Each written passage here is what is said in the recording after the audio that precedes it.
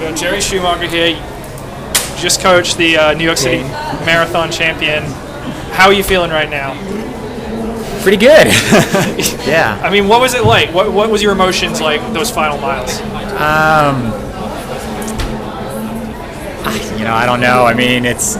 I was with Pascal, and obviously we spent a lot of time with the athletes together, working with the athletes, and sitting there watching, confidently knowing how fit she was and how strong she looked, and we felt pretty good about that. But it's a marathon, and she had 20 plus miles in her legs already, so wasn't quite sure how it was going to play out. And when she kind of made a move and started running hard, something that we've seen in practice, particularly this particular training cycle that we've seen in practice over and over again, her desire to drive and really push to the finish, and we've seen it a lot of times in practice, and to see it come out in the race, especially in New York, is pretty special. So, did you have a strategy going in, and did the race play to that strategy at all? No. I mean, the strategy was that we're going to cover any move. It didn't matter if it happened at 5 miles in or if it happened 22 miles in. She was going to cover any move that was made, and she was. I think she's the most fit since I've known her as an athlete. She's the most fit that she's ever been. So we came here with the intention of doing whatever it took, and not knowing how that was going to play out, but played out well. I mean, it was a slow first half. Do you think that played to her strength at all? I don't know. Honestly, I think she could run a really fast marathon right now. So I think a lot of people probably look at it and say, "Oh, the slow start and the big finish," but she's been in those races before and hasn't been able to do it. I just think she, this is the best we've seen from her yet, and she was ready for anything today, and yeah. It's been such a challenging year for her, just going through the injury and then having to drop out of Boston. Like, what does it mean? There's got to be so many things happening right now with everything. Yeah, as I've talked with her about, and she's had a lot of great moments in her career, and some people get one moment, some people get two, some people get a handful, and she's been one of the fortunate ones. She's had a handful of really great moments in her career, but as you get older, those moments become fewer and far between, and I know she kind of wanted that special moment. I know she really wanted to win a major. She's done a lot of great things on the track, and between medals. I mean, she's medaled at World Cross Country, she's medaled at Olympic Games.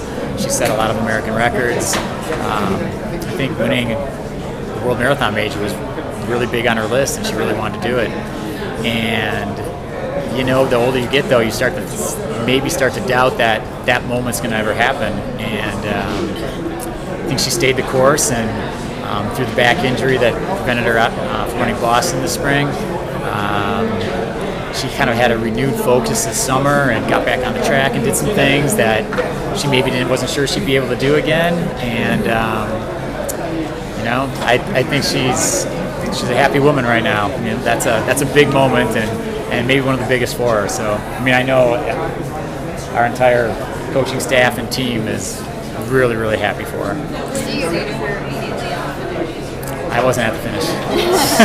Where did you watch? That was the first time I saw her. Yeah. I just did a great job. Really proud of her. For you as a coach, you've had a lot of great athletes do a lot of great things. What does this rank as a moment for you? I don't know if I could rank those types of things. I think, with Shalane, it was really special to see her do it, because I know how bad she's wanted this for a while, and she's had a lot of really great moments for sure over the last few years, but this one was really, really special for her. and that's great. She'll continue to compete. You know what? I don't know if she'll push that. That's really not going to be my decision. I'll certainly sit down and talk with her about it, but if she wants to. But at this point, it's really what she wants to do, and if she wants to continue, I think we'll get the best version we've seen of Shalane. I feel like she's really coming together perfectly right now. Like, this may be the best she's ever been, or I think it is right now, and this could continue for a while. And but if she doesn't, then what a great way to finish. So I mean, it really comes down to her, and I'm supportive, and I'll be here, and Pascal will be here, and the rest of the staff and team will be here to support her, whichever way she wants to go with it. So. Can you also talk a little bit about, you've gone from just Shalane, the only woman on your team, to having one of the best training groups in the world for women, and what part has she played in that? Yeah, I'll affectionately blame that on Shalane. So, Shalane's kind of demanded that for a while, and we finally got the pieces together where we felt like there was the right group of athletes, and started to kind of find the ones we wanted to work with. And as we were kind of figuring that out, Shalane and Emily they kind of had their foot on the gas pedal for Pascal and I to build it on the women's side, because the word would always be this: they'd come out the track. Sometimes they'd be doing workouts separately, so it'd be just Shalane and her workout, just Emily and her workout, and then a group of 10 guys would come out and do a workout together, and they'd look at me like, really? So